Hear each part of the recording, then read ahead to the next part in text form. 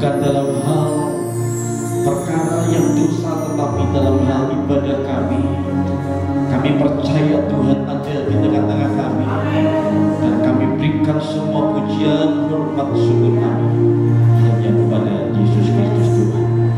Berbicara buat kami pagi hari ini Tuhan, biar roh hikmat dan roh wahyu akan Tuhan turun dalam hidup kami, dan yang ilahi jadi bagian kami. Terima kasih Tuhan, dalam nama Yesus Kristus. Yang percaya semua berkata amin. Untuk kembali, shalom kasih Tuhan. Kita akan kembali belajar tentang tema hari ini, bulan ini, tentang takut dan cinta akan Tuhan. Saudara, saya tahu bahwa setiap kita semuanya seringkali sudah mendengar apa itu yang namanya takut dan gentar.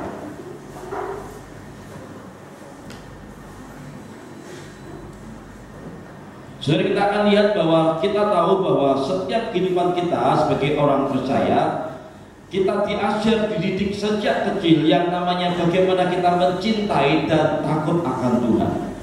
Dan saya percaya saudara, setiap kita semuanya sudah mengerti hal itu. Tetapi alangkah baiknya ketika kita diingatkan kembali, kita memiliki hati yang mudah diajar, mudah dididik.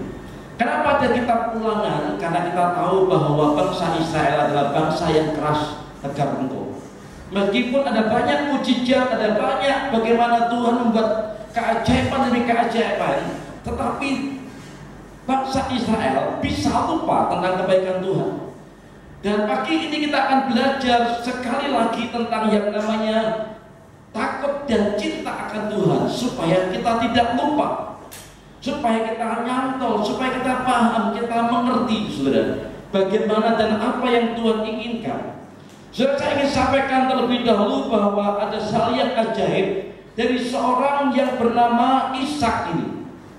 Ishak ini adalah orang yang punya kepribadian yang sangat stabil, tidak banyak goncangan dalam hidupnya, dan sepertinya dilalui begitu indah, begitu manis, begitu ajaib. Dan saya tahu saudara, orang yang seperti ini saudara adalah orang yang patut kita contoh. Dan itu yang dilakukan oleh Yesus Kristus ketika dia ada di muka bumi ini. Yesus Kristus ini punya hati yang takut kepada Bapa, yang punya cool spirit, hati yang tenang, hati yang cinta kepada jiwa-jiwa, cinta kepada orang lain, cinta kepada Tuhan saudara. Dan beda dengan tokoh-tokoh yang lainnya. Ada sesuatu yang mesti harus kita pelajari, ada sesuatu yang mesti harus kita ketahui siang hari ini. Seorang yang bernama Ishak, saudara. Mari kita akan lihat Alkitab kita di dalam Kejadian pasal yang 31 ayat yang ke-42 berkata demikian.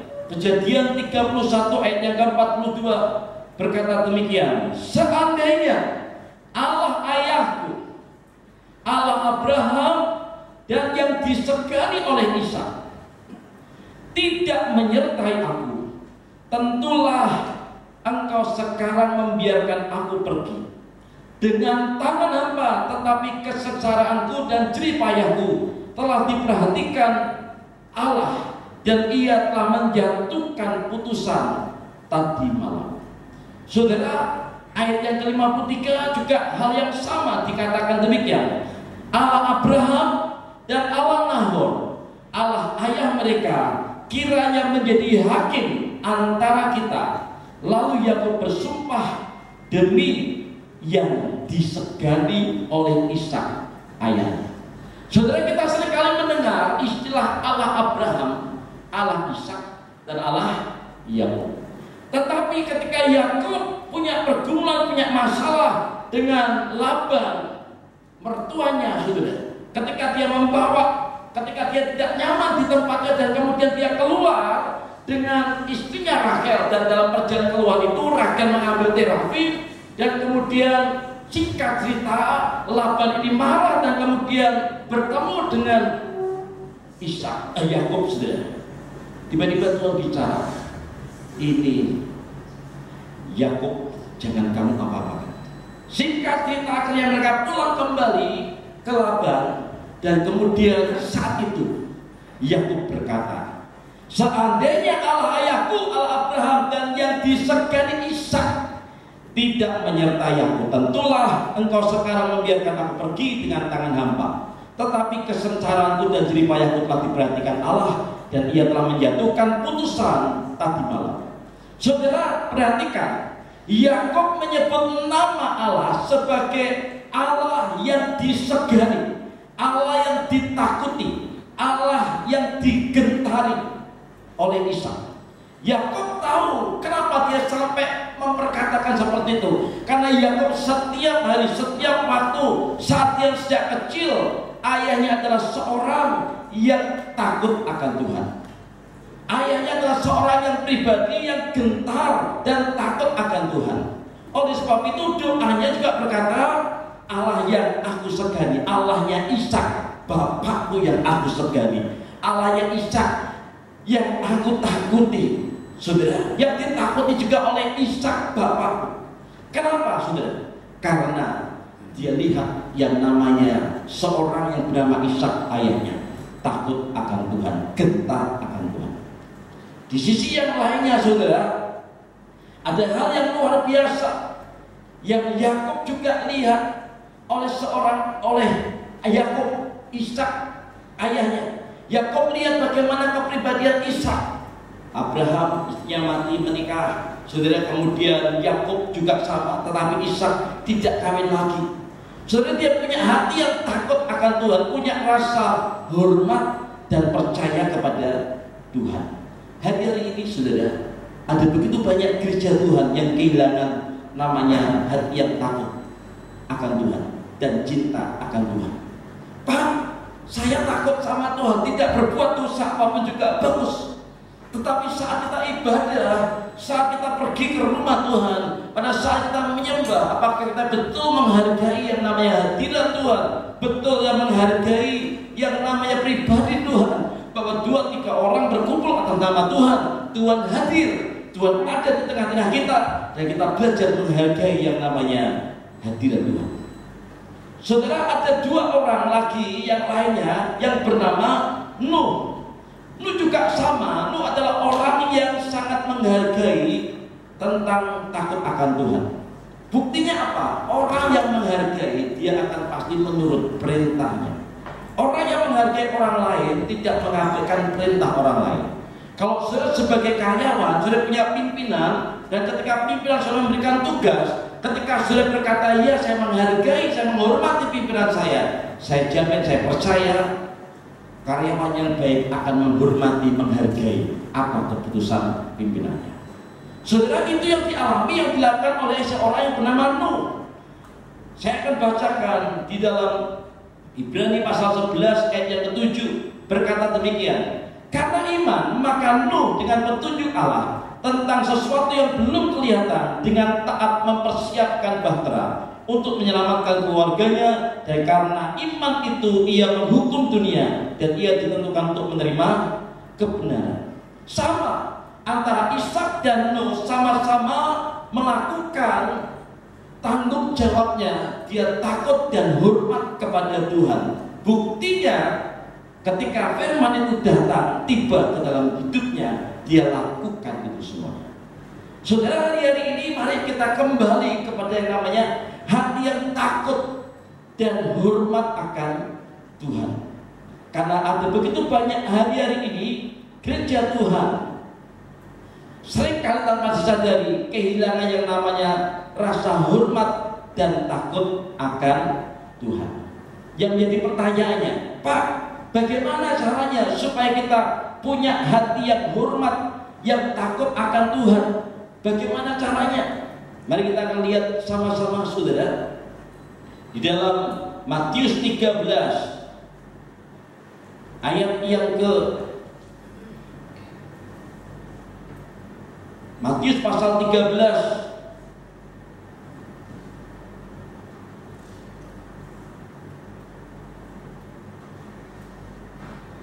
ayat yang ke-14. Mari kita akan belajar seperti yang pernah dilakukan oleh seorang yang bernama Ishak. Matius 13 ayat yang ke-44 berkata, hal kerajaan surga itu seumpama harta yang terpendam di ladang, yang ditemukan orang, lalu dipendamkannya lagi. Oleh sebab sukacitanya pergilah ia menjual seluruh miliknya, lalu membeli ladang itu. Saudara, orang yang punya hati yang takut akan Tuhan, dia akan mengejar, dia akan berusaha, dia akan berusaha berjuang. Saudara, satu lagi dalam ayat Amsal 2 ayat yang keempat berkata, Amsal Sulaiman pasal yang kedua ayat yang keempat berkata demikian,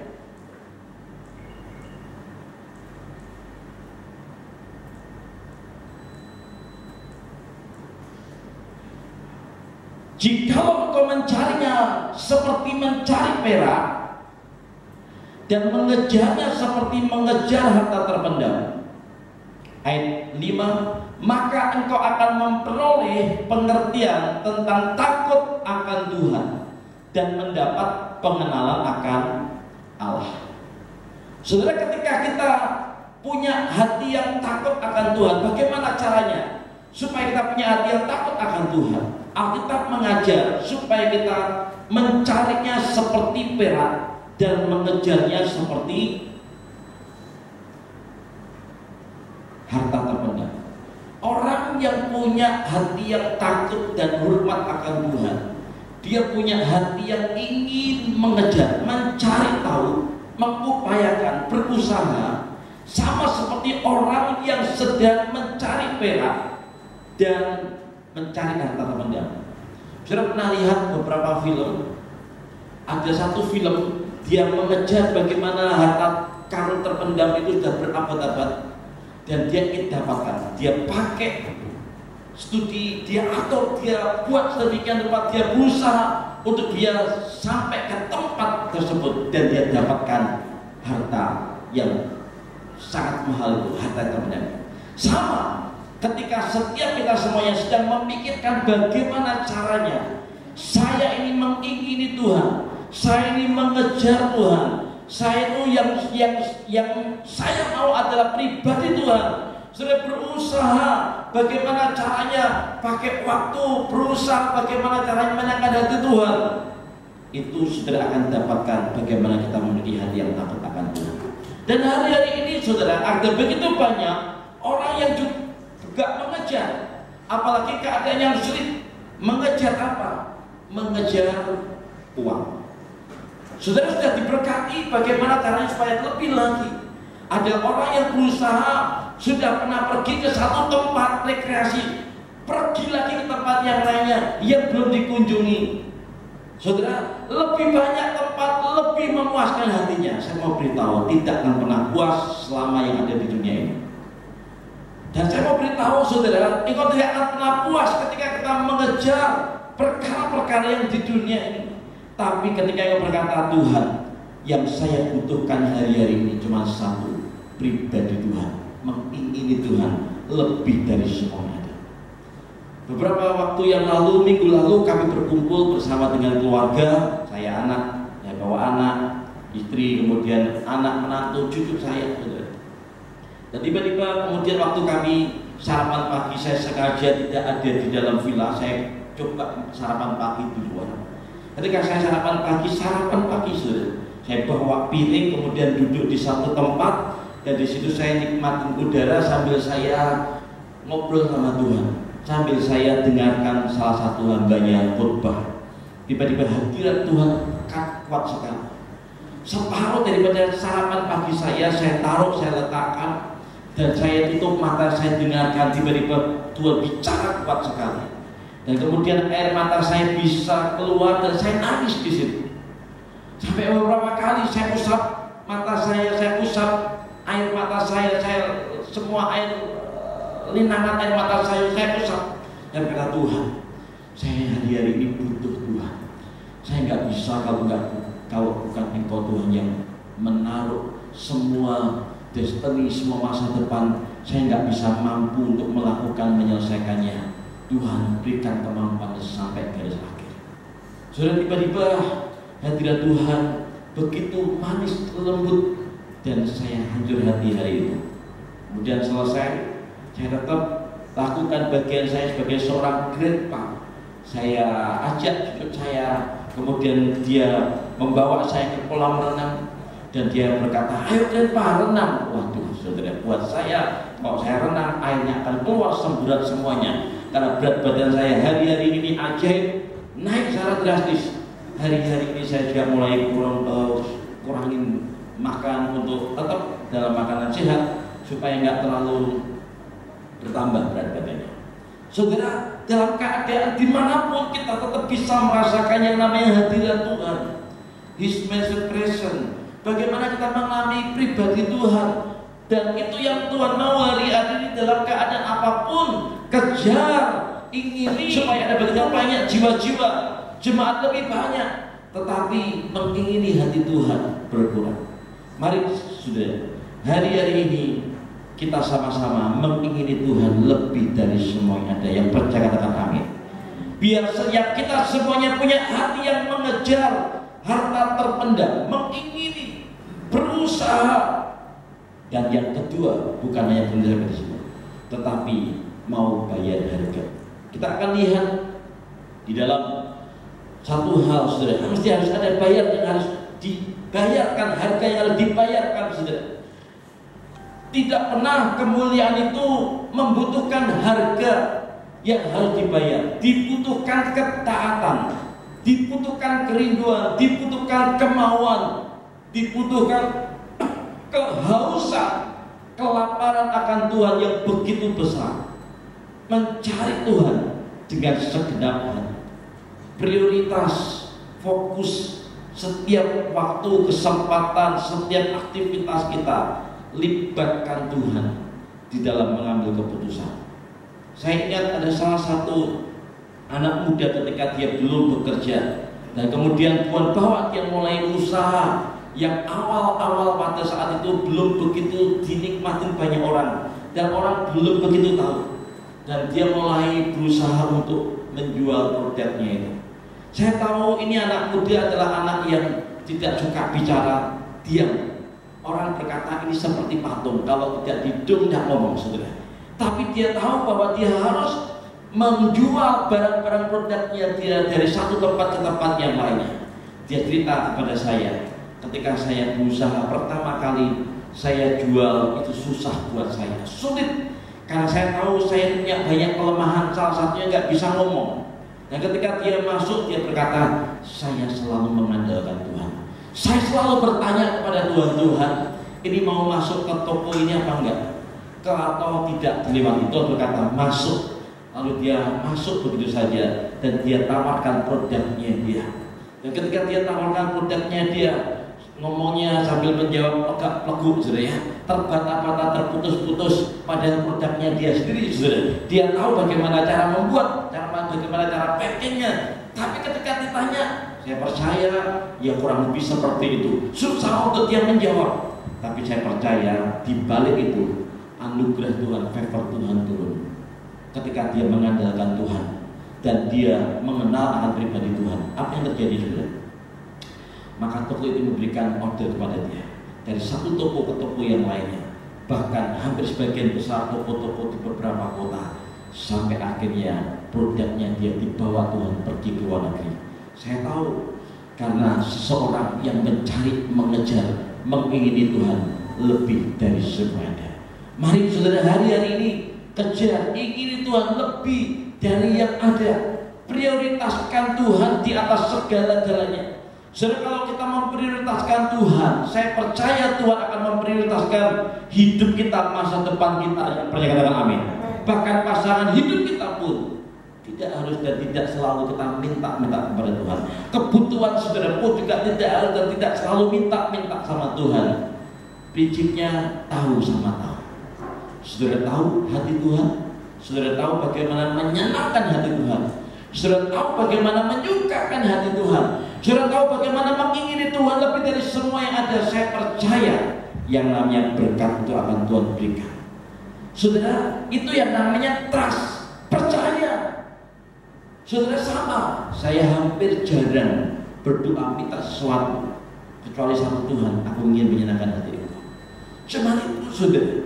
Dan itu kami lakukan berdua, jarang kami minta sesuatu dan lain sebagainya.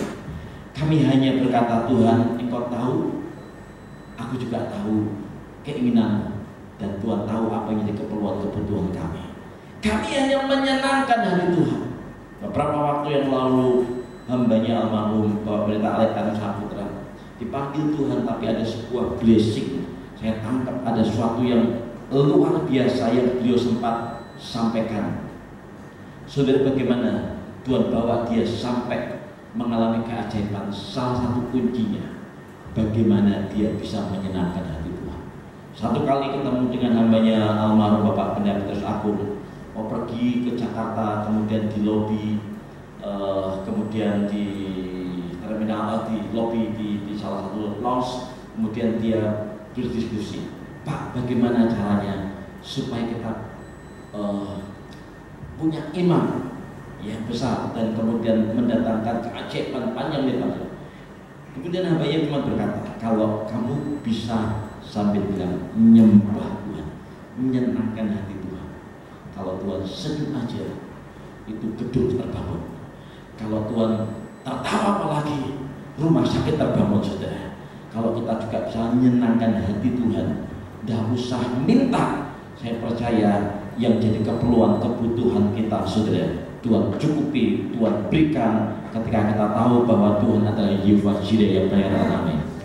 Hari-hari ini kita bersyukur tanah yang di belakang Tuhan sudah berikan buat kita, dan 2 kali kita sudah berikan angsuran, saudara. Akhir tahun ini kita berdoa dan kita senangkan hati Tuhan, mengingini Tuhan lebih dari semuanya. Saya percaya lunas, dan tahun depan kita akan bangun sama-sama. Saya tahu itu semua anugerah daripada Tuhan. Kuncinya cuma satu, mengingini Tuhan lebih dari semua yang ada. Saya tahu setiap kita semuanya pasti berubah. Dari tahun ke tahun pasti berubah. Perubahan hidup itu akan membuat kita punya hati yang takut akan Tuhan. Orang Kristen yang masih kanak-kanak, yang baik, sudah belum mengerti hal ini yang namanya takut akan Tuhan. Tapi saya percaya perjalanan rohani kita tidak selamanya bayi atau kanak-kanak, tapi bertumbuh. Anak kecil kalau masih bayi, saudara, perhatikan, saat saudara gendong, sudah pakai jas, mau pergi ke pesta perkawinan, tiba-tiba anak tersebut zaman dulu nggak ada pampers, saudara. Tiba-tiba dia kencing, saudara. Mungkin saudara cuma, aduh, sudah pakai baju bagus, kok kencing kok ya? Aduh, seperti itu aja, saudara. Kita punya rasa, ya namanya anak, maklum, betul apa enggak, saudara? Kalau mungkin saudara punya anak yang sudah mulai bukan lagi bayi, tapi dia mulai dewasa, mulai besar, balita, mainan, dan kemudian rambut saudara tarik-tarik gitu ya. Paling coba berkata, aduh, sakit mama, jangan ditarik, rambutnya jangan ditarik, sakit.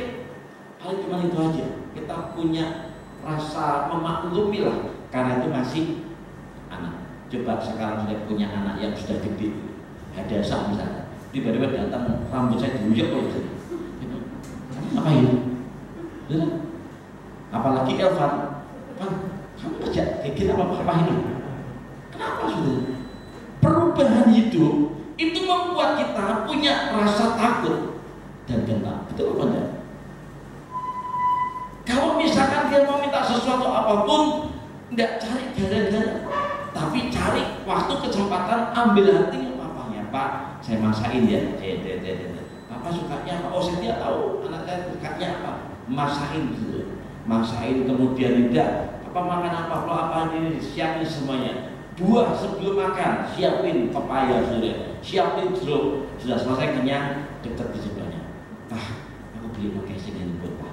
Ya udah, kamu cari di Shopee, beli. Sudah. Betul apa enggak? Berubah. Cara hidup kita, perubahan hidup kita harus berubah. Sudah ikut Tuhan, sudah berapa puluh tahun sudah ikut kenal Tuhan, mesti harus berubah. Perubahan itu membuat kita menghormati orang lain, orang tua, dan juga perubahan itu menghormati pribadi, yaitu Tuhan. Waktu sudah ibadah, punya hati yang takut dan getar kepada Tuhan. biar senantiasa berkata, Tuhan ubah hatiku, transformasi hidupku. Tuhan selidiki akan daku. Terus Tuhan lakukan, didik, tegur, hajar hidupku. Kalau saudara lakukan itu, saya percaya yang terbaik daripada Tuhan. Ada roti dan anggur di tangan kita. Kita mau periksa hidup kita, kalau ada sesuatu yang tidak berkenan di hati Tuhan, juga dengan orang lain, siapapun juga itu orangnya, bereskan, selesaikan, bukan hanya lewat perkataan, tapi sudah lakukan sebuah tindakan. Kalau itu orangnya ada di tengah-tengah kita, selesaikan setelah ibadah, temuin, katakan sesuatu. Kalau tidak ada tuduhan, ada damai sejahtera, sebuah anugerah bahwa kita dibenarkan oleh Tuhan. Kami bersyukur Tuhan buat pagi hari ini. Biar kami terus mengingini Engkau lebih dari semua yang ada, Tuhan. Mari sama-sama kita mau angkat roti ini dan kita mau angkat dengar firman Tuhan. Bukankah roti yang dipecah-pecahkan ini, bukankah persoalan dengan tubuh Kristus yang sudah menyembuhkan semua sakit penyakit kami? Dalam nama Yesus Kristus kita makan.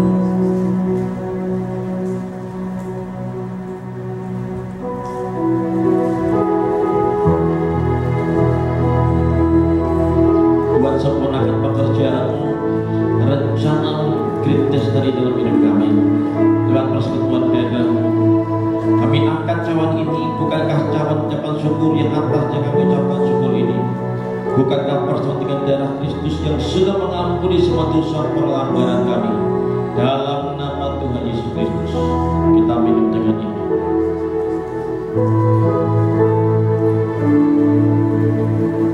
Terima kasih Tuhan. Mari kita mau angkat kedua tangan kita mau menyembah Tuhan.